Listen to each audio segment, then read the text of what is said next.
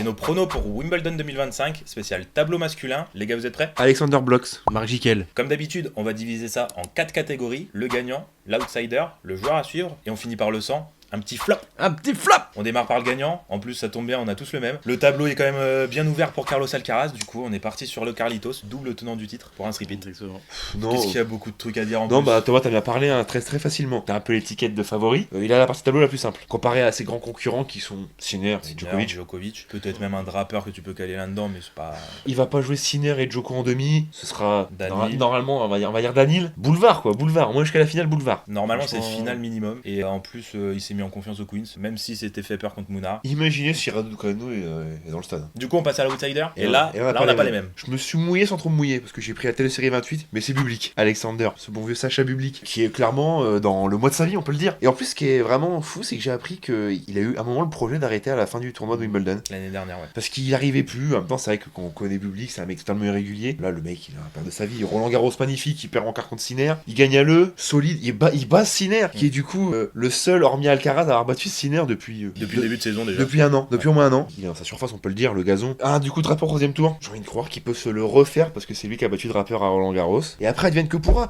Moi, je vous dis, ce gars-là, c'est quoi? Il peut être en quart demi. Un Kyrgios. Ça passe Djokovic. Non, alors, c'est Un vrai. Kyrgios 2022 en force. Mais il y a un monde.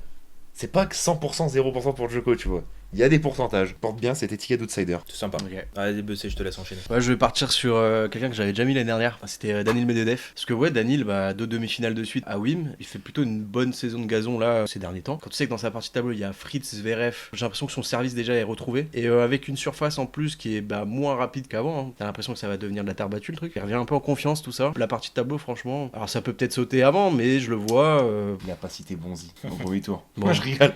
Voilà. Non, je déconne. Donc huitième de finale c'est Fritz. J'en parlerai après de Fritz. Voilà. Car c'est Zverev. T'as des Davidovic Fokina. Ah là, ok, il y a Berrettini. Mais Berrettini aujourd'hui, on sait pas. On peut aller jusqu'en demi face à Alcaraz. Hein. Et pourquoi pas l'embêter? Ça, c'est peut-être autre chose. Et Thomas? Moi, je suis parti sur un ancien finaliste à Wimbledon en 2021, du coup. Ce bon vieux Matteo Berrettini, qui est en manque de rythme, certes, mais qui est un des meilleurs joueurs de gazon sur ces dernières années, qui a un tableau quand même assez ouvert et qui peut être le casse-couille de ce tableau-là en plus. Il croise avec un Zverev troisième tour, mais Zverev, on sait pas, il peut peut-être sauter premier tour. On en parlera peut-être. Non, on en parlera même pas en flop. Mais pourquoi pas? Mais pourquoi pas? Mais je vous en parlais. Et honnêtement, il peut s'immiscer un peu loin dans ce tournoi et connaissant sa qualité de jeu sur gazon et son pourcentage de victoire sur la surface, je le vois revenir un petit peu au top. Berrettini, j'ai envie de croire en lui. C'est vrai qu'outsider, c'est peut-être haut pour un Berrettini en manque de rythme et en manque de sensations, mais j'aime bien ce joueur et j'ai envie de le voir aller assez haut. Et en plus, c'est quoi? C'est possible ce que tu proposes. C'est possible. Ça croisera potentiellement un Daniil ou un Alcaraz, donc déjà ça sera un tournoi réussi s'il arrive jusque-là. On enchaîne sur le joueur à suivre. La suite dans la partie 2.